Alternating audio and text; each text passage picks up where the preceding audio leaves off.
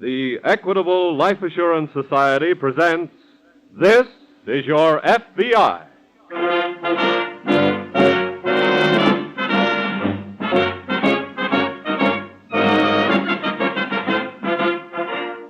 This is Your FBI, an official broadcast from the files of the Federal Bureau of Investigation, presented as a public service by the Equitable Life Assurance Society of the United States and the Equitable Society's representative in your community.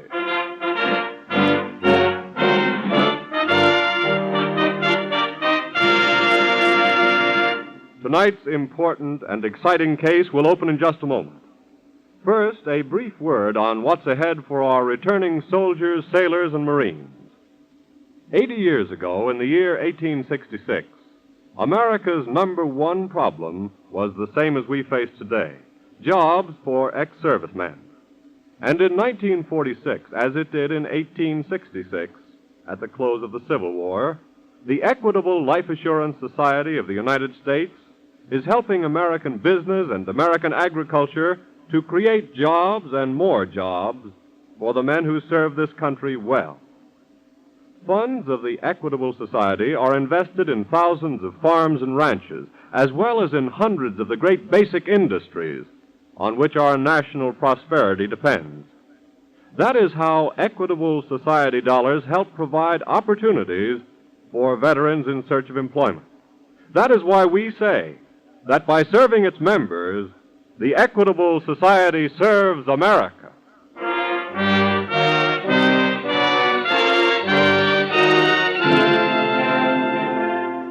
Tonight's file, The Cold-Blooded Kidnapper.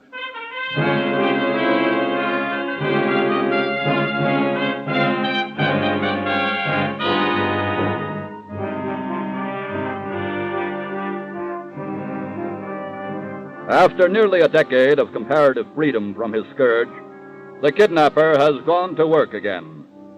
The combination that defeated him before has gone to work again, too. The combination of your FBI working in cooperation with local law enforcement agencies. Tonight's case is the story of a kidnapping which did not make nationwide headlines. The victim was an average person. The family was a family of modest means, and the ransom demand was small. But in the eyes of the law, all persons are of equal rank, and a crime against any member of society is a crime against the whole of society.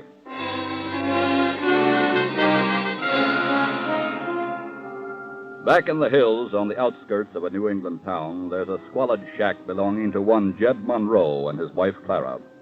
On a porch of this hovel, Jed is stretched out in the warm sunshine, sleeping. Jed? You, Jed! Jed, wake up. Huh? Wake up, I said. What is it, Clara? Time to eat? Huh? Nope. Oh, then leave me be. Just a minute. I want to talk to you. Now what? I'm getting sick to death about what's going on around here. 365 days a year. You eat, you sleep, then you get up and eat again. Well, don't go starting that again. I tell you, I'm sick to death of it. Oh, Clara, quit tonight. When are you going to get to work? I already told you. I don't like work. Well, we need to eat and we need clothes. Working is the only way to get them things. I don't know what makes you think that. You've got some other way? Maybe I have. Like what, for instance? Clara, a man don't make no real money working with his hands. He gets it out of up here, his head, thinking. That lets you out then. Now leave me talk. All the time that you've been yapping and nagging at me around here, I've been thinking real hard. And I got a way to make me some big money. More than you ever seen in your whole life. Now you just listen to me. Now here's what I'm aiming to do.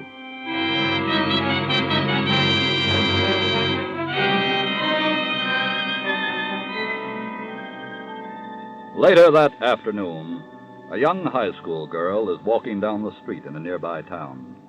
She nears a corner. A battered old car pulls up close to her and stops. I beg pardon, miss. Yes? Could I speak to you for a minute? Well, What do you want? Now, I wonder if you could help me. How? Well, my wife's sick, and I have to work all day. She's got to have someone to look after the children. Yes? We need somebody to come in the afternoon till I get home. Oh, I see.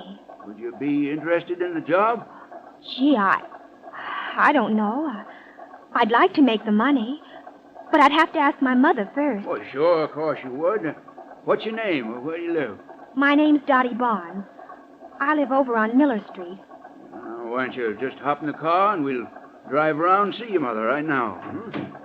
Well, all right. Now, just get right up here in the front seat with me. Thank you.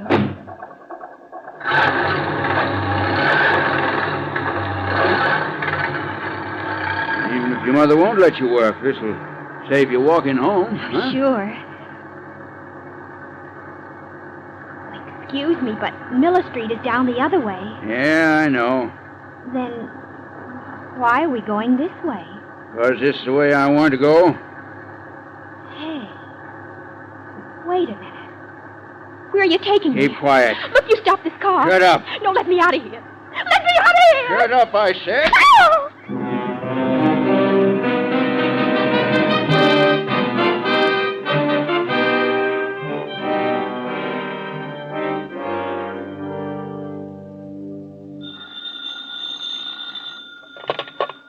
Special Agent Briggs speaking. It's police headquarters, Mr. Briggs. This may be a kidnapping. Oh? Dorothy Barnes, 16 years old, daughter of J.A. and Mrs. Barnes, 1625 Miller Street. Yes? She left Central High School at 3:15 this afternoon. About 3 blocks from the school, 2 of her classmates saw her talking to a man seated in a parked car. Yes? She was seen getting into this car and driving away. Hadn't been heard from since. You got anything on the car? Only that it was a sedan, no license number. How about the man? No description of him at all. Sounds like an abduction, all right. The girl's father is a rug salesman at Gilby's. Not much money. Well, some kidnappers aren't as ambitious as others. What do you want us to do? Well, if this is a kidnapping, officer, we must be careful to do nothing that would endanger the life of the victim. Our first consideration is the victim's safe return. Yes, sir. Alert your force. Furnish them with the girl's description. We'll be in touch with you later. Right. Wade. Yeah, George? I just got a report from police headquarters of possible kidnapping. What's the story? A girl named Barnes, 1625 Miller Street. She's been missing since 3:15 this afternoon. I see. I think we should set up an observation post and arrange to be near the family at all times. Now, let's get to work at once.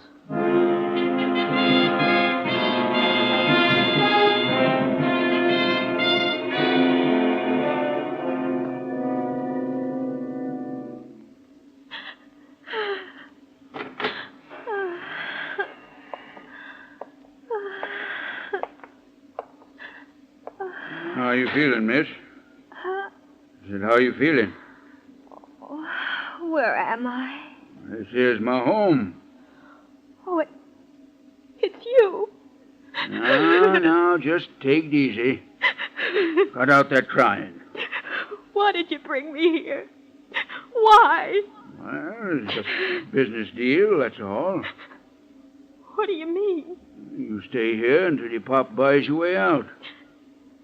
This is a kidnapping. I guess maybe you'd call it that. Oh. Pop pays off, no harm's going to come to you at all. Oh, my head. It hurts so. There's some cold water in the bucket here.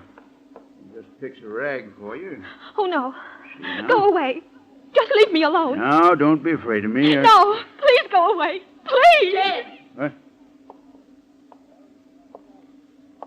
You get away from her. Clara, you get out of here. I said let her alone. What are you doing with that gun? Just seeing that you get out of this room and get yourself into town. I didn't want to get mixed up in this, but there's some money due on this, kid. Now that I'm in it, I want my share. Get started, I tell you. Ugly old fool. Don't get no wrong ideas, miss. It ain't that I'm sticking up for you. 'Cause that's what I think of you.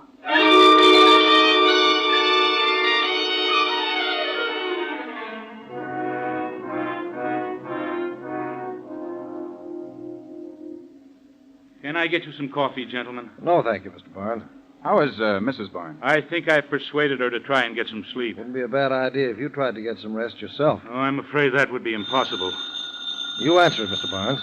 Very well. This may be the call we're waiting for. You remember your instructions. Yes, sir. Hello? Who's this talking? This is J.A. Barnes. Who are you? I'm the one you've been waiting to hear from. Is my daughter safe? Is she all right? You're all right. You want to see her again, you do what I tell you. You understand? I'll do anything. You want money, of course. That's right. Well, how much do you want? I haven't got a great deal, but I'll... Hey, shut up and listen. Now, you know where the road crosses over Thompson's Creek, north of town? Yes. Yes, I know. Well, then you put $1,000, $5 bills in a paper sack under the north end of the bridge by noon tomorrow. You'll have your gal back by sundown. All right. I'll have the money there. If the police are watching, you'll never see her again. You understand? I understand. But how can I be sure my daughter will get back all right? You just do like I tell you. I ain't talking no more. He's hung up. Let me have the phone, Mr. Barnes. Yes, sir. Operator. Operator. Yes, sir. Did you have a tracer on that call? Yes, sir. The party called from a pay station in Drake's Drugstore, 3rd and Main. Connect me with the drugstore right away, please. Yes, sir. Wade. Yes? Take this phone, and when the drugstore answers, tell them to get a description of anybody using their phone booths, if they still can. I'm going to run out there.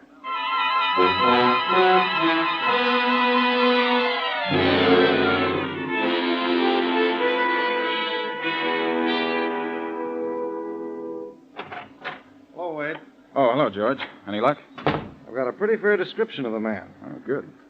He's about 6 feet tall, middle-aged, rough clothes, and unshaven. Looked like somebody out of the hill country around here. Anything else? The man out in front of the store remembered seeing him drive off in an old black Ford sedan, but didn't notice any more details. What do we do now, George? We'll arrange to deliver the $1,000 in marked $5 bills to Barnes in the morning to put under the bridge. And after sundown tomorrow, whether the girl is back or not, we move in and go to work fast.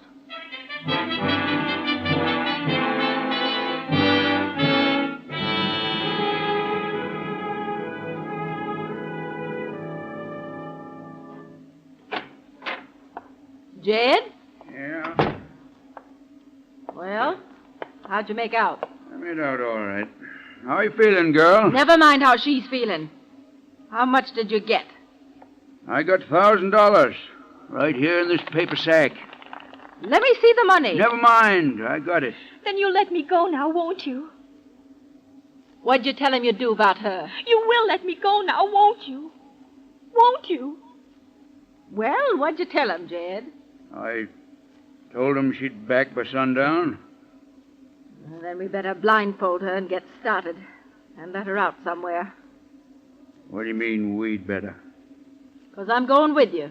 That's why. You ain't going nowhere, Clara. What do you mean? I'm changing my mind about taking her back. Oh, no. You No! ain't going to vex me no more, Clara. What are you saying? I'm saying I'm through listening to that tongue of yours and looking at that ugly face. Jed, what you got there? I'm getting you out of my sight for good. Jed!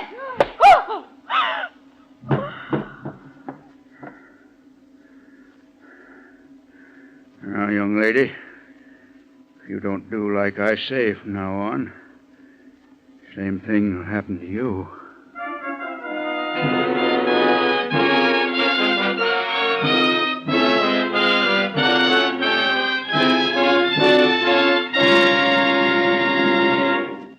At the conclusion of tonight's file, which we will reopen in just a moment, you will hear an important message to parents prepared by Director J. Edgar Hoover of the Federal Bureau of Investigation.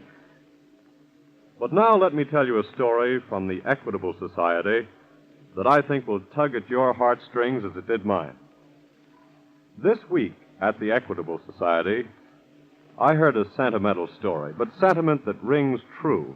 The story of a threadbare overcoat. 40 years ago, the owner of this coat was a hopeful young man with a very small salary and a very pretty little bride.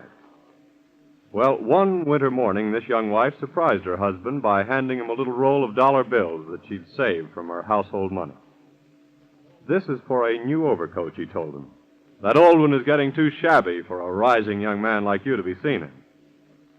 But that night when he came home, he was still wearing the old, threadbare coat. And from one of the frayed pockets, he took out a receipt for a life insurance policy with the Equitable Life Assurance Society of the United States. He'd used his overcoat money as a first payment. And he told his wife that it meant more to his self-respect to know that she would have the security of life insurance than buying the finest overcoat in the world. And today, after 40 years, his wife still keeps the shabby old coat and sometimes runs her hands lovingly over the threadbare cloth. To her, it's a symbol of a husband's self-sacrifice. Well, when you come to think of it, almost every Equitable Society policy we issue is just such a symbol of a husband's love for his wife, a symbol of a father's forethought for his children, a symbol of unselfishness. And that's one of many reasons why we of the Equitable Life Assurance Society of the United States are happy in our work. Happy and proud to say that this week and every week for 86 years, the Equitable Society has been building security for you, your home, and your country. And now, back to the file on the cold-blooded kidnapper.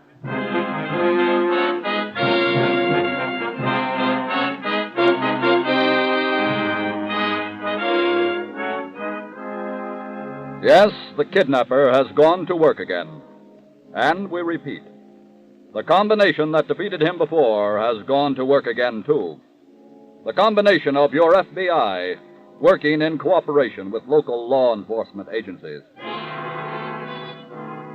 Because the first concern of the FBI is the safe return of the victim, Special Agents Briggs and Wade stand by in the local FBI office awaiting development. Special Agent Wade glances at the clock. It's 2 hours after sundown, George. Yes, they've had enough time. Let's get moving. We'll phone the newspapers and press associations, tell them to release that list of serial numbers on those $5 bills. Right. Then let's put out an alarm on the descriptions of the kidnapper and the girl. Here's that sketch from the artist, Mr. Briggs. Thanks, Tom. Hey, what's that, George? I had an artist make a sketch of the kidnapper from the description we got from the druggist. Boy, he's an ugly-looking devil. Well, let's just hope for the girl's sake he's not too much of a devil.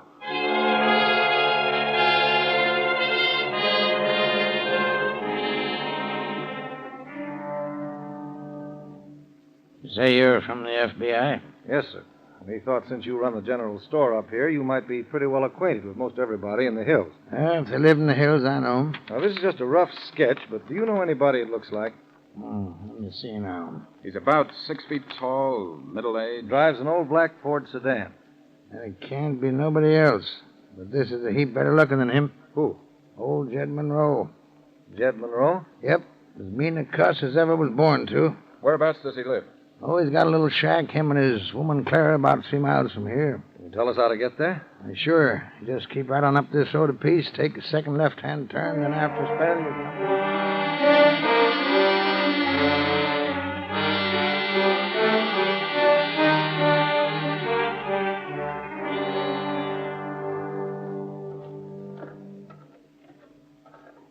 There's the shack. Yeah. No sign of a lamp. Don't flash your light. Let's make it up to the door. Come on.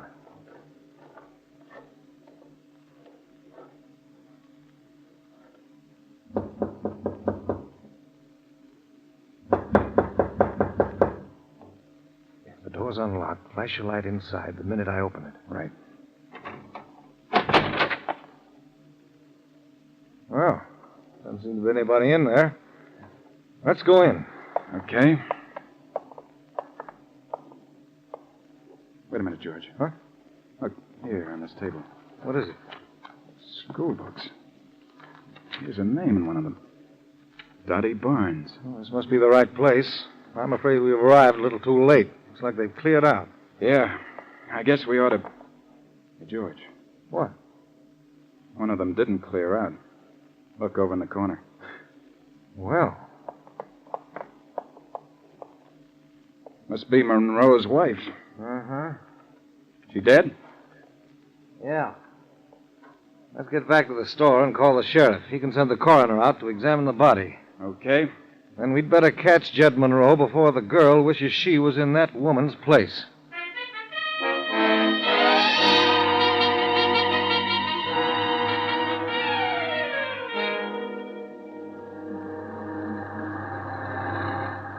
You must be worn out. Riding all night this way, girl? Well, we're going to stop pretty soon, then you can rest up. Well, why don't you say something? I want to go home. Oh, now look here. I ain't meaning you no harm. You'll get home. When? As soon as me and your pop do a little more business. But he's already paid you. Well, that was just the down payment. I'm sure he's given you all he could afford. It ain't enough. See, the way I figure it, you're kind of like my meal ticket. Just like money in the bank. Anytime I need some, I just send word to your pop.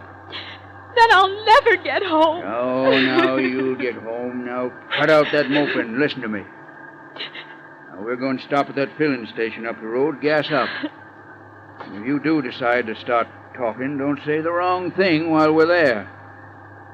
Or I'll be doing the same thing to you I done to my old woman. You understand?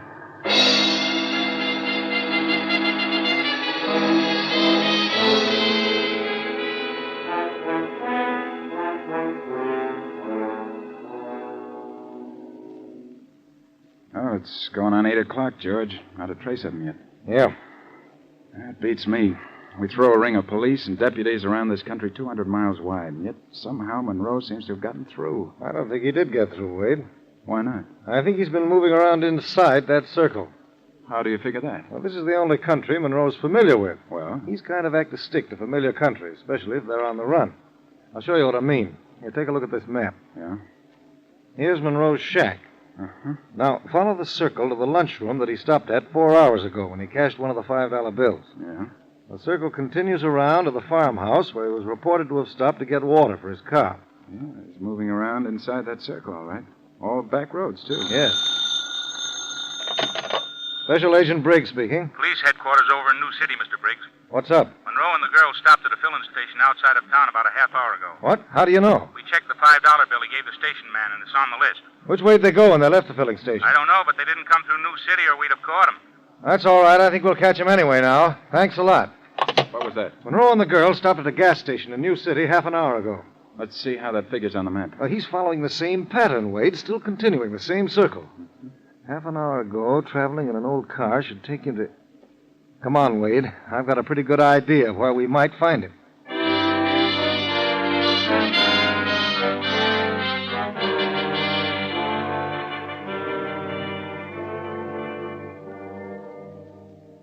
Will you quit that sniffling now? Oh, leave me alone. I stopped here at this tourist camp so you could get some rest. Oh, please, go away. No. We've got some business to take care of. What do you mean? Well, it's time your pop was hearing from us again. This time, it's going to be direct from you. How? I want you should write him a letter. Oh, no. Now, look, you want to get home, don't you? You won't let me go home. You just want to get more money from my father. You're writing that letter. I said no. Now, you listen here. I don't want to do nothing mean to you, you understand? But you'd better be remembering what happened to my wife, Clara. Now, write me that letter. Keep away from I'm me. giving you one last chance. Keep away, please. Stay where you are, Monroe. Huh? Who are you? The special agents of the FBI. What? Oh, thank heaven. And my hands are just itching for you to resist arrest.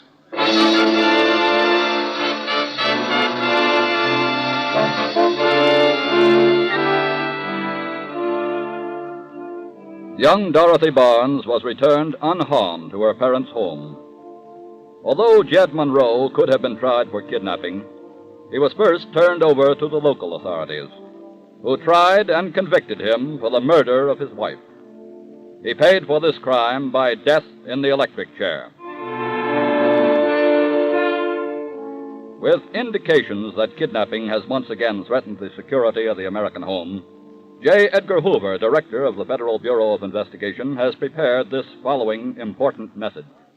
In case of kidnapping, regardless of the hour, contact the nearest office of the FBI, whose number can be found on page 1 of the telephone book, or contact the Washington headquarters of the FBI by calling the celebrated kidnapping number, National 7117. Keep the details of the abduction together with details on demands for ransom strictly within the family circle. Talk only to law enforcement officers. Information regarding kidnappings is not public news so long as the victim's life is at stake. Turn all letters or communications relative to the kidnapping over to trained investigators. Do not permit them to be handled by others. Do not disturb evidence at the scene of the crime. Remain calm. Do not act disturbed. Carry on normal routine so far as possible.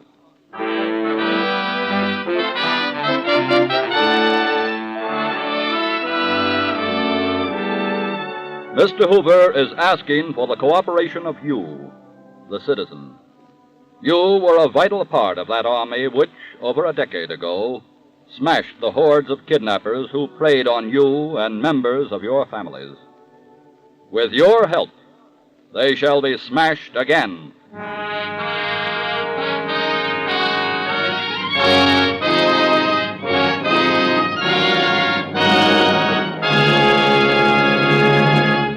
In a moment, we'll tell you about next week's exciting case.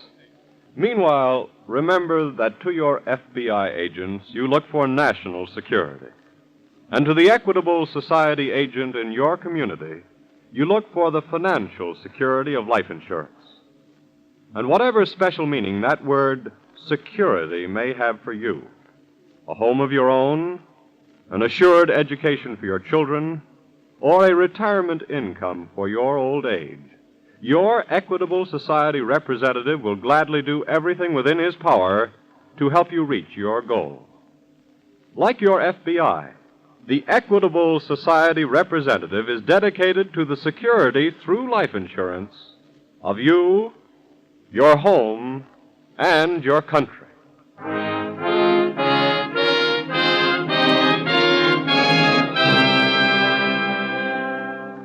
Next week, we will bring you another colorful story from the files of the Federal Bureau of Investigation.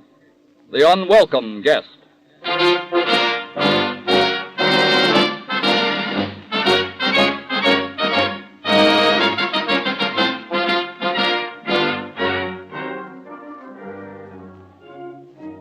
The incidents used in tonight's Equitable Life Assurance Society's broadcast are taken from the files of the Federal Bureau of Investigation. The role of J. Edgar Hoover was impersonated, but all other names used are fictitious, and any similarity thereof to the names of persons living or dead is accidental. Tonight, the music was under the direction of Frederick Steiner, the author was Frank Ferries, and your narrator was Dean Carlton. This is Your FBI is a Jerry Devine production. Now, this is Carl Frank, speaking for the Equitable Life Assurance Society of the United States and the Equitable Society's representative in your community, and inviting you to tune in again next week at this same time for This is Your FBI.